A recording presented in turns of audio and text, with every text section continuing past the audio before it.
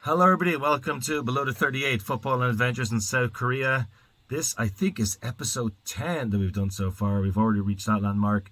It's a K-League 1, K-League 2 weekend preview. It's the first time we've done that this season, and it's mainly because there was a full round of K-League 1 action over the weekend. So there's a little bit to go through what happened in K-League 1. Obviously, there was no action in K-League 2. Nobody wants to watch K-League 2 during the week. But anyway, here we are.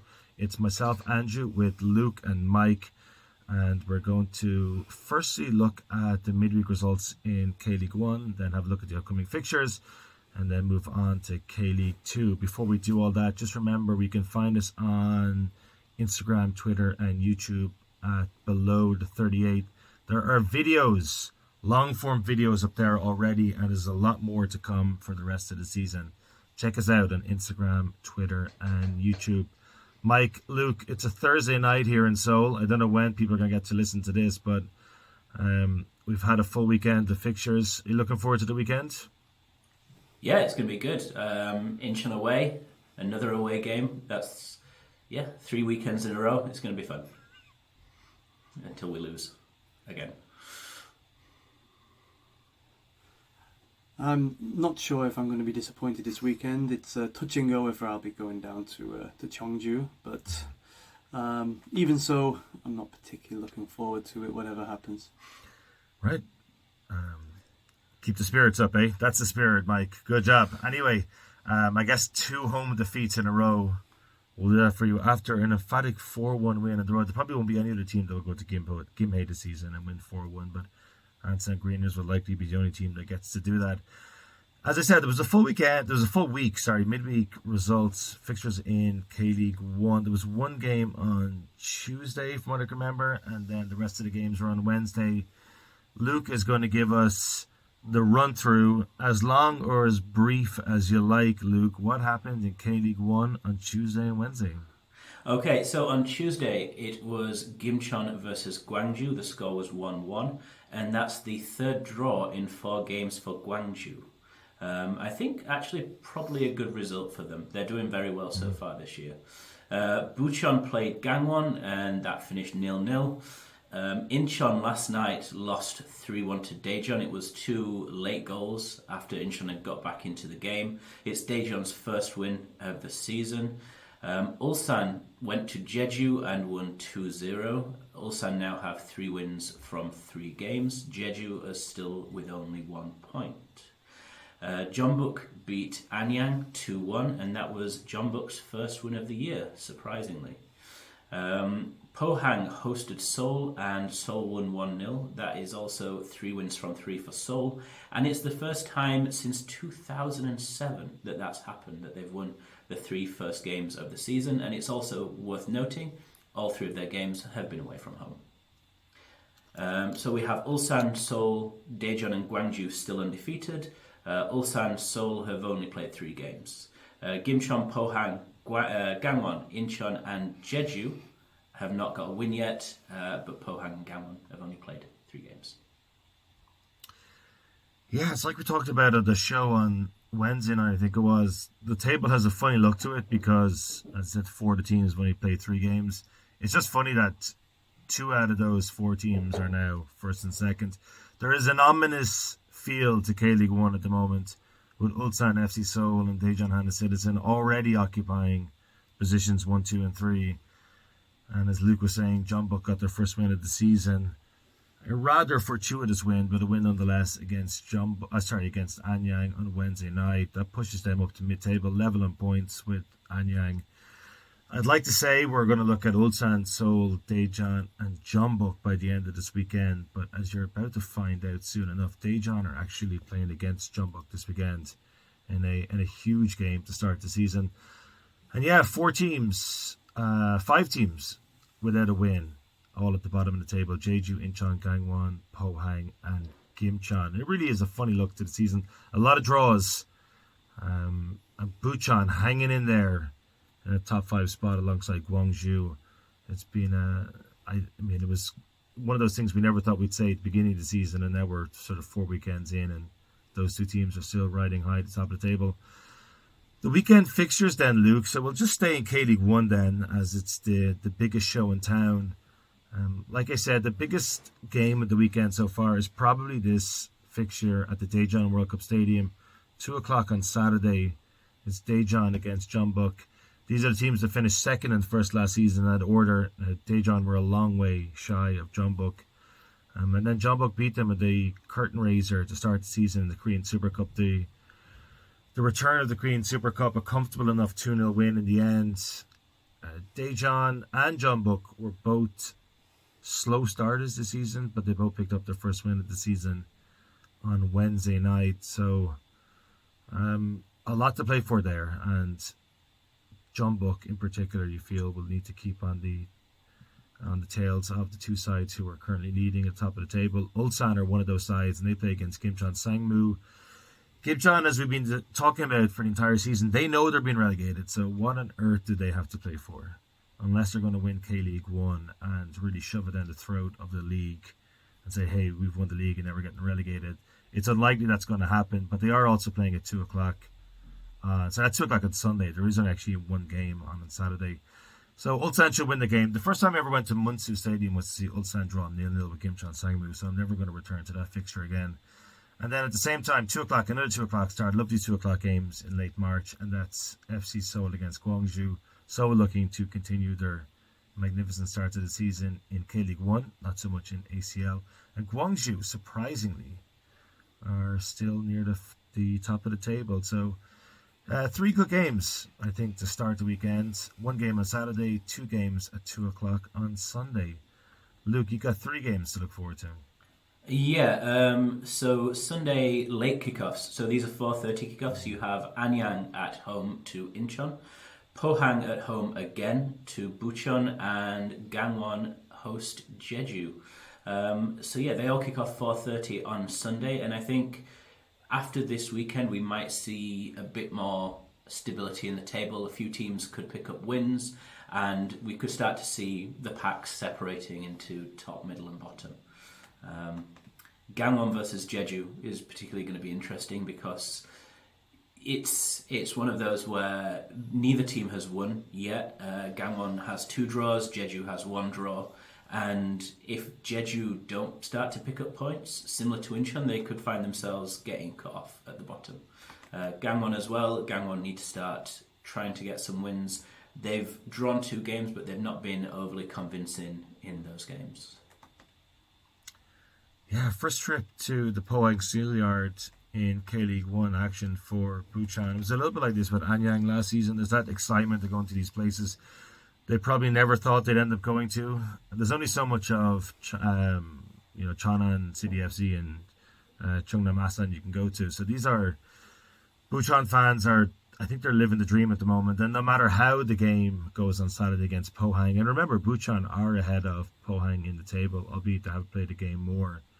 Even a defeat in the Steel Yard on Saturday won't be just like a particularly shameful result for Bucheon. They've had a very difficult start to the season, and yet they sit 5th in the table, joint 5th, 5 points from 4 games, 1 win and 2 draws. So good luck to Bucheon. Sorry, that'll be fun. It'll be fun to be a Bucheon fan, I think, going to Pohang for the first time in K-League 1. Another team that's going to a K-League stadium for the very first time is Incheon United, and the 3 of us are going to be there. This is the first time it's happened this season.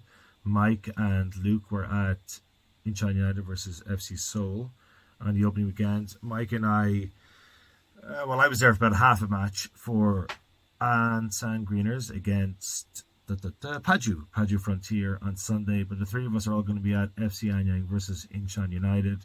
4:30 this Saturday. There's going to be a really big crowd at this game. The weather looks good. I know the Incheon away end is sold out. There's very few tickets left in the home end. Might as well start with you, Mike, since you've been sitting here twiddling your thumbs for the first 10 or so minutes of this podcast. What are you looking forward to as like myself, I guess, as a neutral and honest? We both live very, very close to the Anyang Stadium. They are punching above their weight. They have been for several seasons now. Incheon, having just been promoted, are obviously a club with a lot more history and success than FC Anyang. So what are you looking forward to in this game? Well, obviously, you just noted there we've got other teams, but again, the great thing about Anyang is they've built up such a good atmosphere at that stadium. It's always good fun to go there, even as a neutral. So with Incheon coming, and Incheon basically a point isn't even enough at this stage. Incheon have got to win. This could be a pretty exciting game. I'm looking forward to hearing Luke bellowing from the away end. So I'm expecting that. But I think all in all, I'm just really, really excited that we'll all check in on Footballogy at exactly the same time. Disappointingly, my dream of overtaking Mike as Anyang's #1 supporter, we've had this ongoing thing for several seasons now. I don't know what number of games we're on, but we're on the same number of games. And if you go onto the Footballogy app, you'll see myself and Mike leading the way with FC Anyang, even though they're not our club. That's just how things work as a Footballogy subscriber here in South Korea. Luke, your first time to the Anyang Stadium. I'll be honest, the stadium is nothing to look at. You're not going there for the stadium. But you were saying to us before we came on that you have a lunch planned in Bomgay station area before the game, and then the nice walk up across the Hagichan River and into FC Anyang Stadium. Where do you want to lead with this? Well, yeah, for away days particularly, when there's a group of us going, it's always fun to get early and get food. And kind of, I like walking to the stadium from whichever the subway station's closest and actually experiencing the area around the stadium, the people who are going to the game. It kind of feels like it would back home when you go into a game and you're with all of the crowd together heading. As for the actual game itself, I'm kind of hoping that Incheon can try and get more than a point. I'd take a point, but realistically, as Mike said, we need to start winning. It's looking a bit precarious, and Anyang do have quite a vociferous support. It's going to be loud. It's going to be full home end, full away end by the looks of it. And yeah, we need to win. And coming into it, I would say that Incheon are the underdogs. We've not been playing as well as we could this season. Anyang have been picking up decent results. So yeah, I think it's down to Incheon to prove that they can actually still function as a K1 team. I know it's early in the season, but 70 minutes against Daejeon, we did okay. We took our chance, but the last 20 minutes, the wheels fell off. You just have to hope that we can actually keep going for 90 however minutes and just get the result that we need. Dig in, get a result. Yeah, I think from an Anyang point of view, for the second season in a row, they've lost really late at Jeonju against Jeonbuk Hyundai Motors. I was watching that game on Wednesday night and it must have stung. Just seeing Bruno Mata tap home unmarked from 5 yards out for the winning goal. He scored 14 goals for Anyang last season, and I think on the evidence we've seen so far, they just haven't replaced him. The recruitment is really good. They've recruited well in terms of midfielders again, especially on the wing. But who's the guy who's going to score 14 goals for Anyang this season? And it could be crucial in games like this because their home form last season, especially against those teams who were in the bottom six, was really good last year. And that's obviously what teams like Anyang and Bucheon need to do to stay clear of the relegation zone. Now, obviously, this year more than any other year, finishing 11th makes absolutely no difference other than potential prize money. And no team is going to go down automatically except for Gimcheon Sangmu. But I just worry from an Anyang point of view that what we saw on Wednesday could just be could be like the template for the season. Just a lot of really good football, a lot of really good players to that club, but without an out-and-out goal scorer who's going to score at least 10 goals a season, like Magosa is obviously going to score for Incheon. And it could be a difficult game for Anyang, and I think overall a difficult season. So I think there's going to be goals in this game, though. And obviously Incheon have conceded 9 so far, and they were so resolute at the back last season, albeit in K-League 2. They don't look as assured defensively this season. But again, Anyang are missing Bruno Mata. I still think there's going to be goals in this game. It has draw written all over it, 2-2. Mike, and then Luke, prediction?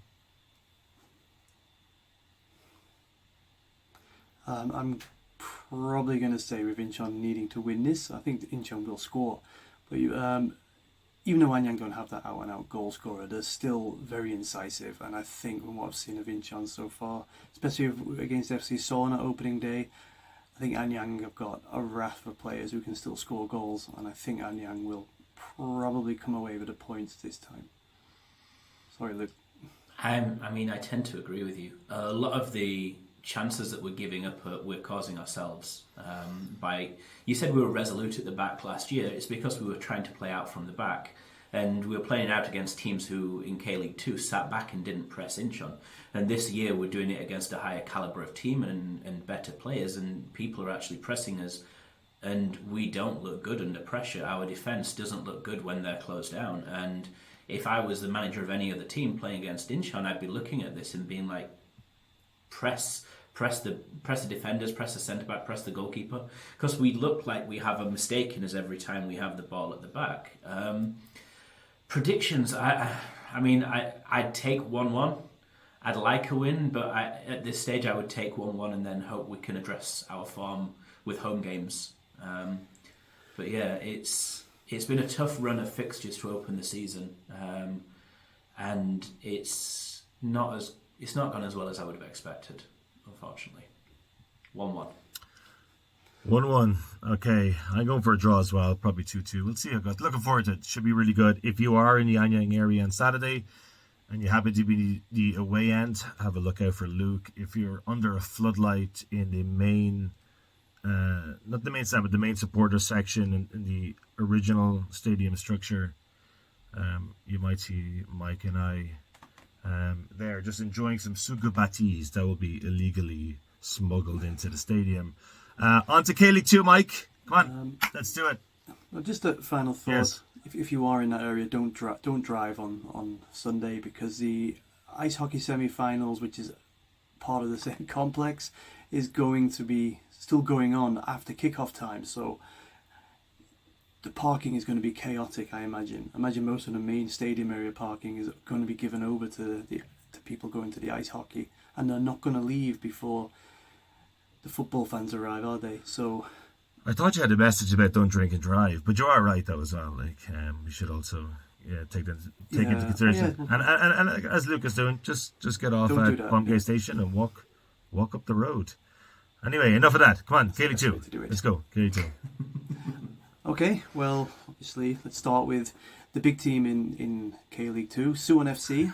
They're the ones with the bye week this time. Oh, so, of the 100% record teams, then Blue Wings are heading to 0% record Gimhae. So, Luke mentioned on the week that was that Incheon won the league by grinding out results. This is a proper chance for Blue Wings to say, yep, this is what we're doing. No messing around. There's not going to be... we're not going to be Suwon Sasu this time. We're going to go straight up. But I think it's Daegu who got the biggest test. Yeah. I think, Andrew, you also mentioned on the week that was that Daegu looked vulnerable at the back. And they've been a bit shaky. And they're travelling to an undefeated Busan I-Park. So, real test for Daegu and a real opportunity for Busan I-Park. I'd hope Busan actually get a crowd for that one, because we've seen some decent crowds so far this season. So that's one thing I'm looking out for as well, the crowd size, excitingly enough. So, yep, if there's going to be a competition for automatic promotion spots, we can talk about Gimpo, because they're also 100%, 2 from 2, and they could be right up there because they're travelling to winless Gyeongnam. Gimpo surely would be wanting to make that 3 in 3. But much of the rest of the fixture list, it's starting to become a rather turgid scrap. Those teams leading the way are basically condemning the rest of the league to obvious mediocrity, rather than... It was sort of smoothed over to mediocrity last season. And the problem is you've got 11 teams with none of them with more than 3 points yet in the opening 3 rounds. So it's, they're gonna get some points eventually when they start playing each other, but it's not looking good. But I think Cheongju are going to be looking to get the first 3 points of the season when early season title hopefuls Ansan visit. But overall, I think Eland have dropped off, etc. So unless Busan and Gimpo are going to pick up points, it's not looking good for entertainment in the K-League Tour, I'm afraid. Yeah, I'm looking for the Changan City game against Seoul Eland, because Bruno Lamas is on fire since he's joined Changan City. It's a bit of a surprise move from Daegu. I think it's fair to say that he's been a star in K-League 2 in his time in Korea, but has perhaps struggled to make that step up to K-League 1. But he's way too good for Changan City FC. And he now has an opportunity to put another dent in Seoul Eland's promotion bid. I can hear Luke's wailing from all the way here in Gwangyang at the thought of Seoul Eland struggling this weekend. Anyway, so let's have a look at the table then before we look at the games that we're excited for. As you said, Suwon FC, they enjoy a week off. Daegu and the Blue Wings are joint top with them at 9 points, and then Gimhae, who the Blue Wings travel to on Saturday, have 0. Gyeongnam and Yongin FC has 1. It's strange. Gyeongnam FC, like at one point a regular fixture in K-League 1. The last number of seasons have been so brutal in K-League 2, and they're not even in any sort of conversation for promotion. Even with an expanded K-League 2, with expansion teams having been added and more teams, 3 teams now going up automatically, nobody anywhere is talking about Gyeongnam FC. Songnam, disappointingly, they are unbeaten, but they have no wins from the first 2 games, and they are near the foot of the table. It's just sad to see this happen every single season, where a team goes well, but pretty much all of their players are free agents at the end of the season, and if they want to keep those players, they got to go up. They didn't go up, and the team is now completely unrecognizable from the one that nearly went up last season.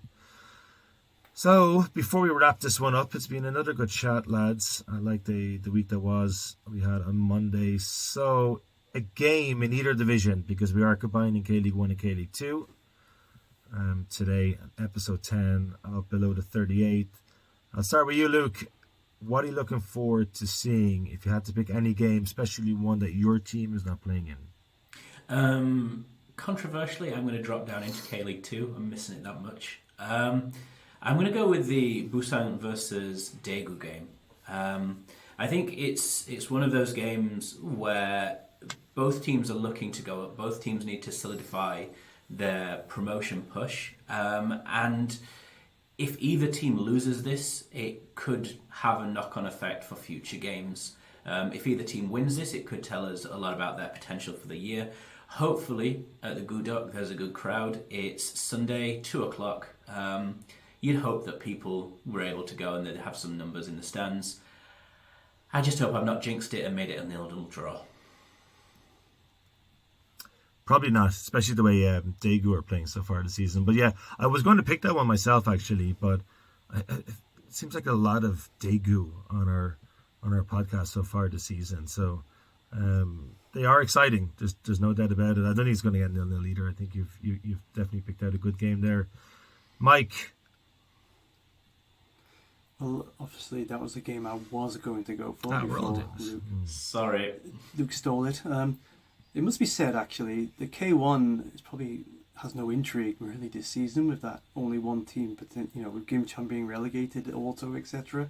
The K2 probably does have the best stories in it this season, as Lucas has demonstrated with his choice. So I'm going to go with another pick it around. I'm going to look for one you might not think of first. Hwasong hosting Yongin. No, nobody thought. And the reason being is Yongin were bigged up a lot before the season began, with the money going to spend, etc. While Chowdhury is really clicking with this Hwasong team. They're tight, they're solid, they're getting points. So I'm wondering, with Yongin looking so vulnerable, will Hwasong actually be let off the leash by Chowdhury? In this game, if Yongin actually score first, I think it might be on for a really, really good back and forth match. If Hwasong control it, maybe not so interesting, but it's got a lot of potential to be the game of the round, I think. Okay, looking forward to that. See how that one goes. I'm going to go for FC Seoul against Gwangju.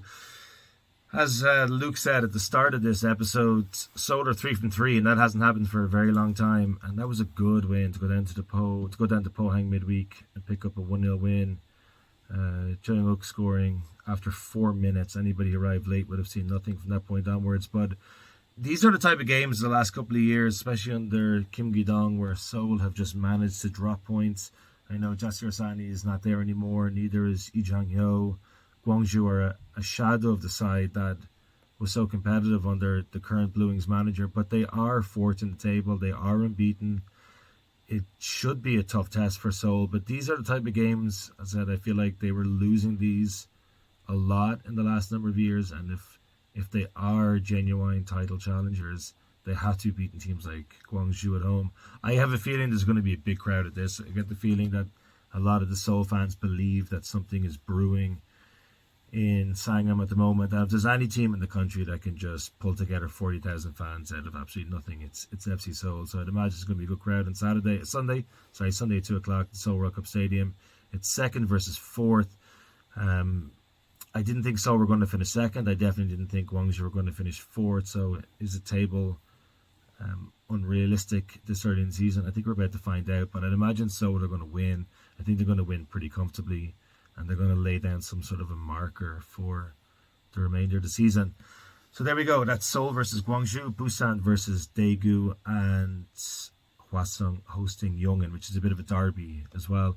I was just, before we wrap this up, I only noticed this now. Kimcheon Sangmu played 4, won none, drawn 4, lost none, scored 4, conceded 4, goal difference 0, points 4. That's great. That is absolutely wonderful. So hopefully they draw 1-1 this weekend and make all those 4s into 5s. Thanks for joining me, lads. Have a great weekend. I'll see you on Sunday, and you might see some videos on our YouTube channel. You will see some videos on YouTube channel from Anyang Stadium at 4:30 this Sunday. It's FC Anyang versus Incheon United, and hopefully we'll catch you all there. Thanks for listening. Goodbye.